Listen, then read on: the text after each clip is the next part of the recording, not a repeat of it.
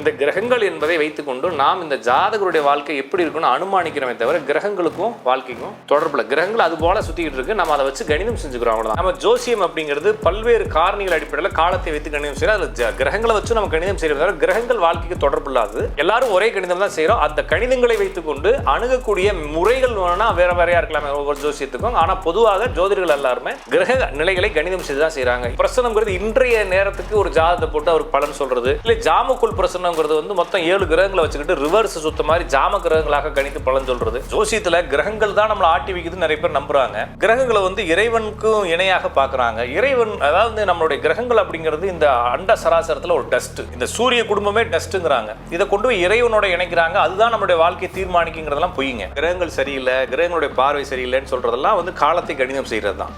ஆனா நம்ம பின் pan India news சேனல்ல சூப்பரான நிறைய அழகான பாடல்கள் கொண்ட வீடியோஸ், ஜோதிடம் குறித்த விளக்கங்கள், ஆன்மீக ரகசியங்கள்னு வாழ்க்கையின் மேம்படுத்துறதுக்கான நிறைய விளக்கங்கள் உங்களுக்காகவே வந்துட்டு இருக்கு. அதனால மறக்காம நம்ம பின் சேனலை லைக் பண்ணுங்க, ஷேர் பண்ணுங்க, உங்க ஃப்ரெண்ட்ஸ் அண்ட் ரிலேட்டிவ்ஸ் கூட பகிர்ந்துக்கோங்க, சப்ஸ்கிரைப் பண்ணுங்க, பெல் பட்டனை கிளிக் பண்ணுங்க. நேயர்களுக்கு அன்பார்ந்த வணக்கம். இன்னைக்கு நம்ம கூட ராஜநாடிகா பார்த்திபன் சார் இருக்காரு. சார் வணக்கம் சார். வணக்கம்ங்க. சார், பொதுவா வந்து பாத்தீங்கன்னா ஜாதகம் பாக்குறதுக்கு வந்து ஒவ்வொரு ஜோதிடர்கள் ஒவ்வொரு முறைகள் வச்சிருப்பாங்க. சில பேர் வந்து பிறந்த தேதி, சில பேர் வந்து அந்த ராசி இல்ல அந்த டேட் ஆஃப் பர்த் இல்லைனா கூட பரவாயில்ல, எவ்வளோ ஆப்ஷன்ஸ் வச்சிருப்பாங்க இல்லையா? ஆனால் நான் காமனாக கேட்குறேன் சார், இப்போ கிரகங்கள் அப்படின்ற போது ஒரு மனுஷனோட லைஃபுக்கு வந்து இந்த ஜாதகத்தை தாண்டி கிரகங்கள் எந்த அளவுக்கு ஹெல்ப் பண்ணும் சார்? கிரகங்களுக்கும் மனிதனுடைய வாழ்க்கைக்கும் எந்த தொடர்பும் கிடையாதா? இல்லை. கிரகங்களை வச்சு நம்ம வந்து காலங்களை கணிதம் செய்கிறோம். அப்போ காலங்கள் ஒரே காலத்தில் பிறந்த எல்லாரும் ஒரே மாதிரி ஒரு தன்மையோடு இருப்பாங்க. ஏன்னா ஒரு லாட்டில் ப்ராடக்ட் பண்ண எல்லா ப்ராடக்ட்டுமே வந்து ஒரே மாதிரி இருக்கும். இப்போ ஒரு குவாலிட்டி கண்ட்ரோல் கூட பார்த்தீங்கன்னா இந்த ஒரு லாட்டில் வந்து ஒரு சாம்பிள் எடுத்து செக் பண்ணுறது போல் மனிதர்களும் ஒரு குரூப்பாக ரெடி ஆகுறாங்க. ஒரு காலத்தில் பிறந்த குழந்தைகள் எல்லாம் ஒரே மாதிரி இருக்குன்றது அனுமானம். அப்போ இந்த கிரகங்கள் என்பதை வைத்துக்கொண்டு நாம் இந்த ஜாதகருடைய வாழ்க்கை எப்படி இருக்குன்னு அனுமானிக்கிறோமே தவிர கிரகங்களுக்கும் வாழ்க்கைக்கும் தொடர்பில் கிரகங்கள் அது போல் சுற்றிக்கிட்டு இருக்கு. நம்ம அதை வச்சு கணிதம் செஞ்சுக்கிறோம், அவ்வளோதான். அப்போ உதாரணத்துக்கு ஒருத்தர் வந்து ஒரு 8 மணிக்கு அவர் வந்து சாப்பிட்டு மாத்திரை போடணும், இல்லைனா 8 மணிக்கு ஒரு டானிக் இல்லைனா ஒரு சிரப்பு அவர் குடிக்கணும்னு சொல்லி டாக்டர் சொல்லிக்கிறாரு. அவருக்கு வந்து 8 மணியை பார்க்குறதுக்கு கொஞ்சம் சிக்கல்னு வச்சுக்கலாம். அவர் என்ன செய்கிறாருன்னா, அந்த ஊருக்கு வரக்கூடிய பஸ்ஸு இல்லைனா அந்த பக்கமாக போகக்கூடிய ட்ரெயின் 8 மணிக்கு வருதுன்னு வச்சுக்கோங்க. அவர் அந்த இப்போ ட்ரெயின் போனோன்னு எடுத்து குடிக்கிறார் இல்லைங்களா? அப்போ அவருக்கு ட்ரெயின் அவருக்கும் அந்த ட்ரெயின் அவருடைய உடல் நலத்துக்கும் ட்ரெயினுக்கு ஏதாச்சும் தொடர்பு இருக்கா? இல்லையே. அவர் என்ன செய்யறாருன்னா அந்த ட்ரெயினை வந்து ஒரு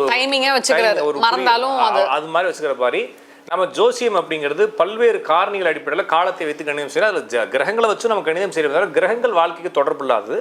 கிரகங்கள் நம்மளுடைய வாழ்க்கை குறிப்பிடுவதற்கான கணிதங்களை வைத்து கொண்டிருப்பதால் நம்ம அதை பயன்படுத்துகிறோமே தவிர ரெண்டுக்கும் தொடர்பு இல்லை ஒன்று.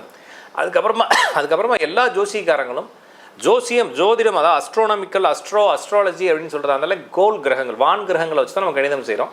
எல்லாருமே வந்து பிறந்த தேதி அடிப்படையில் தான். என்கிட்ட நிறைய பேர் கேட்பாங்க, ஜாதகம் பார்க்கணும் சார், உங்களுக்கு நான் ஜாதகம் அனுப்பிச்சி வைக்கிறேன்னு சொல்லுவாங்க. இல்லைங்கம்மா பிறந்த தேதி மட்டும் அனுப்பிச்சுவீங்க. இல்லைங்க சார் பிறந்த தேதி மட்டும் அனுப்பிச்சுவீங்க. இல்லைங்க சார் நாங்கள் ஜாதகமே அனுப்பிச்சி வச்சுருவோம், உங்களுக்கு என்ன கவலைன்னுவாங்க. அப்போ ஜாதகம் எதுலேருந்து கிரியேட் பண்ணுறோம், இல்லைனா ஜாதகம் இல்லாமல் எப்படி சார் பலன் சொல்கிறீங்க அப்படின்னு கேட்பாங்க. ஜாதகங்கிறது வந்து பிறந்த தேதி நாங்கள் எடுக்கிறோம். அப்போ பிறந்த தேதியின் அடிப்படையில் தான் எல்லாரும் எடுக்கிறாங்க. அப்போ பிறந்த தேதியை வாங்கி அதை கணிதம் செஞ்சு எடுக்கிறோம். ராசியை வச்சு பலன் சொல்கிறது, லக்கணத்தை வச்சு பலன் சொல்கிறது, பாவகத்தை வச்சு பலன் சொல்கிறது, கிரகங்களை வச்சு பலன் சொல்கிறதுன்றது வெவ்வேறு பல்வேறுபட்ட வழிமுறைகள் ஜோசியத்தில் இருக்குன்றப்ப அது ஒவ்வொருத்தங்களும் அவங்களுக்கு தெரிஞ்ச விஷயங்களை செய்கிறாங்களே தவிர ஆக மொத்தத்தில் கிரக நிலைகளை கணிப்பதற்கு எண்ணுக்கு பிறந்தார் ஜாதகர், அவருடைய பிறந்த தேதி நேரம் இதெல்லாம் தேவை. ஊரும் தேவை. ஏன்னா ஊருக்கும் இப்போ உதாரணத்துக்கு இந்தியா முழுவதும் நம்ம ஒரே நேரத்தை பயன்படுத்தினாலும் மிர்சார்பூர் தான் நம்மளுடைய ஐஎஸ்டி இந்தியன் ஸ்டாண்டர்ட் டைம்ங்கிறது வந்து மிர்சார்பூர் அப்படிங்கக்கூடிய நகரம் தான் மையம். அதுலேருந்து இந்த பக்கம் போக போக ஒவ்வொரு 32 கிலோமீட்டருக்கு 1 நிமிஷம் குறையும். இந்த பக்கம் போக போக ஒவ்வொரு 32 இதுக்கும் 1 நிமிஷம் கூடும். இந்த அடிப்படையில் நம்மளுடைய இந்த சென்னையில் ஐஎஸ்டிலேருந்து நம்மளுக்கு எவ்வளோ ப்ளஸ் ஆர் மைனஸ் வருது, அது அல்லது குளோபல் ஸ்டாண்டர்ட் டைம்னு சொல்லக்கூடிய ஜிஎம்டி குளோபல் மெரிடியன் டைம் அதுலேருந்து எவ்வளோ கூடுது குறையுது சென்னைக்கு அப்படின்றத பார்த்து கால்குலேஷன் பண்ணி அச்சரேகை தீர்க்கரேகைலாம் எடுத்து டிஃபால்ட்டாக அந்த கணிதங்கள் இருக்கும். அந்த அடிப்படையில் நம்ம வந்து அந்த ஜாதகருடைய லக்கணம் கிரகங்கள் நிலைகளை நம்ம புரிஞ்சுக்கிறோம். எல்லாரும் ஒரே கணிதம் தான் செய்கிறோம். அந்த கணிதங்களை வைத்துக்கொண்டு அணுகக்கூடிய முறைகள் வேணும்னா வேற வேறையாக இருக்கலாமே ஒவ்வொரு ஜோசியத்துக்கும். ஆனால் பொதுவாக ஜோதிடர்கள் எல்லாருமே கிரக நிலைகளை கணிதம் செய்து தான் செய்கிறாங்க. இது இல்லாமல் பொதுவாக பிரசன்னம் பார்க்குறோம், சோழி பிரசனம் பார்க்குறோம். சோழியை போட்டு மொத்தம் 12 தடவை 9 தடவை சோழி போடுறது, சரிங்களா? 10 தடவை சோழி போடுறது, இல்லைனா 9 தடவை சோழி போட்டாலே போதும். ஃபஸ்ட்டு போடுறது லக்கணமாகவும், 2வது போடுறது சூரியனாகவும், 3வது போடுறது சந்திரனாக தான் 12 சோழி போட்டாங்கன்னா 12ல் எத்தனை விழுதோ அத்தனையாவதுல சூரியன் எழுதுறது, அடுத்தது போட்டு 12ல் எத்தனை விழுதோ அத்தனாவதுல சந்திரன் எழுதுறதுன்னு சொல்லி அது ஒரு கணிதமாக செய்கிறது. இது வந்து என்னன்னா நம்மளுக்குள்ள ஒரு இன்ட்யூஷன் இருக்குது, நம்மளுக்கு ஒரு சக்தி இருக்குது, காலம் நம்மள்கிட்ட சில விஷயங்களை சொல்லுதுன்னு சொல்கிறது சோழி பிரசனம். சோழி பிரசனத்திலே 118 சோழியில் வச்சு செய்கிறது அப்படின்னு இருக்காங்க. அப்புறம் வெற்றலை பிரசனம், இது போல என்னென்னமோ பிரசன முறைகள் இருக்குது. பிரசனம்ங்கிறது இன்றைய நேரத்துக்கு ஒரு ஜாதகத்தை போட்டு அவருக்கு பலன் சொல்கிறது. இல்லை ஜாமக்குள் பிரசனங்கிறது வந்து மொத்தம் 7 கிரகங்களை வச்சுக்கிட்டு ரிவர்ஸ் சுத்த மாதிரி ஜாம கிரகங்களாக கணித்து பலன் சொல்கிறது. இது மாதிரி பல்வேறு முறைகள் ஜோசியத்தில் இருந்தாலும் பேசிக் வந்து கிரகங்கள் தான்.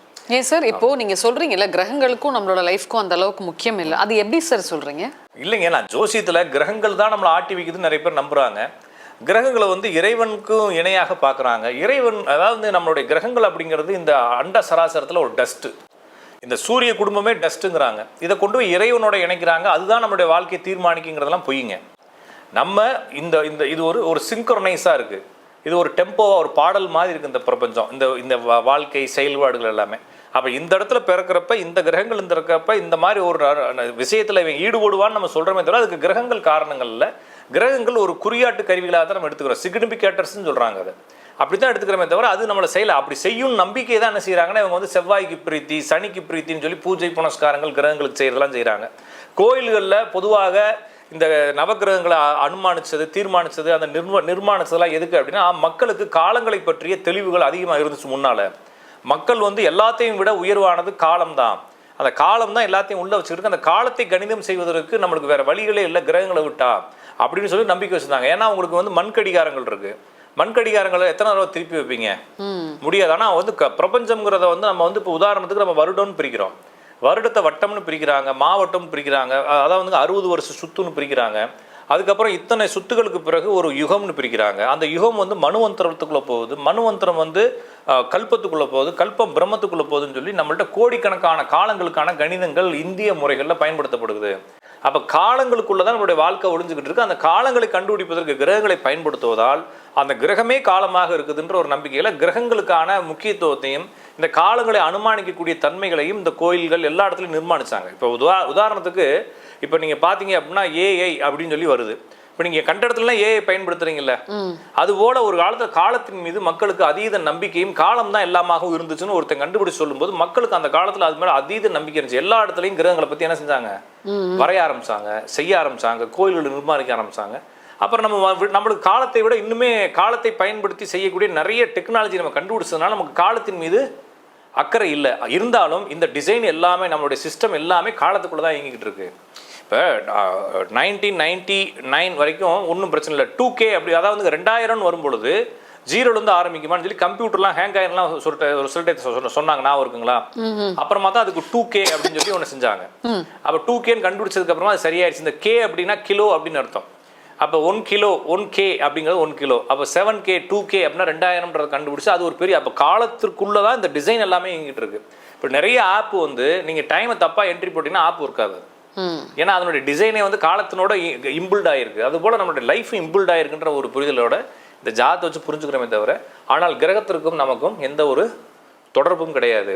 இது என்னன்னு வேணால் சொல்லாமே தவிர இந்த கிரகங்கள் எல்லாம் ஒருங்கிணைச்சு இயங்கிக்கிட்டு இருக்கு. அதனால நம்மளுடைய உயிர்த்தன்மைக்கோ இல்லை இந்த பிரபஞ்சம் இயங்குவதற்கோ இந்த பூமி இயங்குவதற்கோ ஒரு காரணிகளாக இருக்கலாமே தவிர நம்மளுடைய தனிப்பட்ட வாழ்க்கையை அது தீர்மானிக்குமா முடிவு பண்ணுமா அப்படிங்கிறது ஜோசியத்தில் இல்லை. ஜோசியத்தில் டைரெக்டாக நம்ம கிரகங்களுடைய கணிதங்கள் அது மூவ் ஆகக்கூடிய காலங்களை வச்சு நம்ம புரிஞ்சுக்கணும். சரிங்களா? இப்போ ஒரு சில ஜோதிடர்கள் சொல்றாங்களே சார், இப்போ ஏதாவது தப்பா நடக்குது அப்படின்னா ஒன்றும் இல்லை, இந்த கிரக கோளாறு, இப்போ இந்த உங்க ஜாதகத்தில் இந்த கிரகங்கள் இப்படி சரியில்லை, அது இந்த மாதிரி பரிகாரம் பண்ணால் சரியாயிடும். கிரக கோளாறு, கிரகங்கள் சரியில்லை, கிரகங்களுடைய பார்வை சரியில்லைன்னு சொல்றதெல்லாம் வந்து காலத்தை கணிதம் செய்கிறது தான். ஆனால் அதை சரி செய்ய முடியும்னு நினைக்கிறது தப்பு. அது ஒருவேளை நம்மளுக்கு இப்போ ஒருவேளை 7 மணிக்கு கரண்ட்டு வராது, உங்களுக்கு மெசேஜ் வருது இபியிலேருந்து, இன்னைக்கு 7 மணிலேருந்து 9 மணி வரைக்கும் கரண்ட் வராது. அப்போ 7 மணிங்கிறது வாட்சில் 7 மணி முள்ளெல்லாம் இருக்கும் இல்லைங்களா? அதுக்கு நீங்கள் உடனே கற்பூரம் பொருத்தி வச்சு மாலைகளெல்லாம் போட்டால் கரண்ட் வந்துடும்ன்ற நம்பிக்கை தான் இல்லையா? அதான உண்மை. அப்போ காலங்களை வைத்து நம்மளுடைய வாழ்க்கையில் இது நடக்கும்னு அனுமானிக்கிறோம். அப்போ கிளாக்கை வச்சு உங்களுக்கு 7 மணிக்கு இது நடக்கும்னு உங்களுக்கு ஏதோ அனுமானிக்கிறீங்கன்னு சொல்கிறாங்க. அப்போ வாட்சுக்கோ கிளாக்குக்கோ நீங்கள் பூஜை பண்ணுறீங்க, பெரிய முள்ளுக்கோ சின்ன முள்ளுக்கோ பூஜை பண்ணுறீங்கன்னா கரண்ட் வந்துரும்ன்ற நம்பிக்கை போல தான் இந்த பரிகாரங்கிறது பொய்யூரா பொய். ஒருவேளை கிரகங்கள் இம்புல்டாக இயங்கிட்டு இருக்குன்னா அது ஒரு கோர்வையாக இயங்கிட்டு இருக்கிறதுனால நம்ம அதை புரிஞ்சுக்கிறோமே அப்படிங்கிறதோட விட்டுறோமே தவிர கிரகங்களுக்கு தனித்தனியாக பிரீத்தி பண்ணுறது. ஏன்னா நான் இப்போ சொல்லக்கூடிய விஷயங்களை நீங்கள் அடுத்த இதில் கொண்டு போய் நீங்கள் போனீங்கன்னா ஒருவேளை கிரகங்கள் தான் செஞ்சுச்சுன்னா கிரகங்களுக்கு நம்ம நல்ல ஏதாச்சும் பூஜை பண்ணால் சரியாயிருமான்ற கேள்வியோட தான் அந்த கேள்வி கேட்குறீங்க. கண்டிப்பாக அது சாத்தியம் இல்லை. அப்படி பூஜை பண்ண நேரம் தான் வீணாகுமே தவிர கிரகங்கள் நீங்கள் செய்யக்கூடிய பூஜையை பார்ப்பதும் இல்லை. நன்றி சார். நன்றி, வணக்கம்.